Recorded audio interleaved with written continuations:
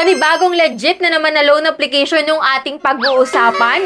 SEC registered at hindi pang 7 days. At yes, makakautang ka po dito. Kasi ako guys, approved na naman po yung aking application. At alam nyo ba guys 25,000 na po ang pwede kong mautang dito. Yes, kasi as of now, meron po silang limited offer. Sa totoo talaga guys, 6,000 lang ang pwede kong mautang ngayon. Pero dahil nga may offer sila, naging 25,000 pesos. At hanggang April 19 lang po ito ha. Kaya ngayon guys, kung may account po kayo kay Mr. Cash ngayong 2026, i-check nyo po yung mga account nyo. Baka may offer na po sa inyo na loan amount na up to 25,000 pesos. So for today's video nga po, i-share ko sa inyo kung magkano na lang yung mare-receive ko sa 25,000. Magkano yung interest at service fee na ibabawas para alam nyo. At dito pa lang sa video natin, makakapag-decide ka kung go kang umutang kay Mr. Cash ngayong 2026. Kaya kung gusto mo naman ganitong video at hindi ka pa po nakasubscribe, just click the subscribe button and turn on the notification bell para lagi kang updated sa mga ganitong topic. And for today's video nga po, sila po yung dalawang kaswerte na napili ko na nag-comment lang dyan sa aking mga video. Kaya kung gusto mo rin sumali sa aking pag-giveaway, don't forget to like this video, mag-iwan po ng comment dyan sa comment section at please share para makasali kayo sa aking pa-monthly cellphone giveaway. At eto nga guys, si Mr. Cash ngayong 2026.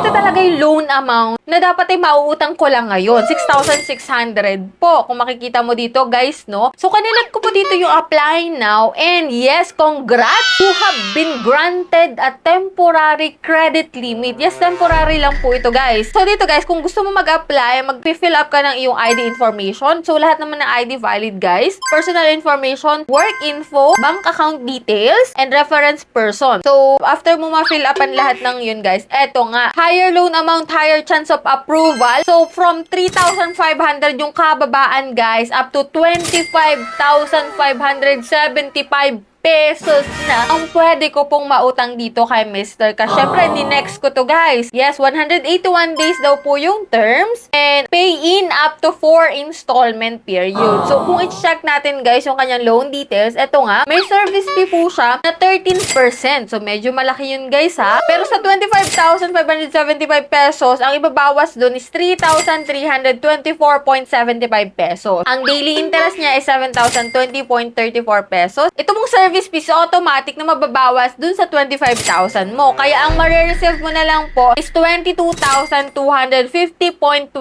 pesos. Pero po, dito sa installment na sinasabi nila, every 15 days po ang bayaran dito. Bali, mahahati sa 3 bayaran. Ang total repayment po is 31,316.59 pesos. Kasi inad na po dun yung interest na 7,000 pesos. So, bali guys, 45 days to pay siya. Nahati sa 3 bayaran. Every 15 days ang bayad. So, magbabayad ka po ng 10,438 pesos every 15 days. So, sa 25,000 mo, 22,000 lang yung na-receive mo, pero ang babayaran mo is 31,000. Okay ba sa'yo yung terms na gano'n? Pero kung ayaw mo naman ng mas malaki, guys, pwede mo namang bawasan yun, guys. Kasi ang minimum dito is 3,500, pinaka-maximum is 25,000. So, pinakita ko lang po sa inyo, if ever na gusto nyo yung pinakamalaking amount talaga, 25,000 pesos. So, yan yung installment plan natin. And yan nga, just one click away, guys, approve. At talagang pasok sa banga if ever na gusto mong mangutang dito kay Mr. Cash. O, diba? Ganun. Walang hassle, guys. Wala nang ibang pinapasa. One valid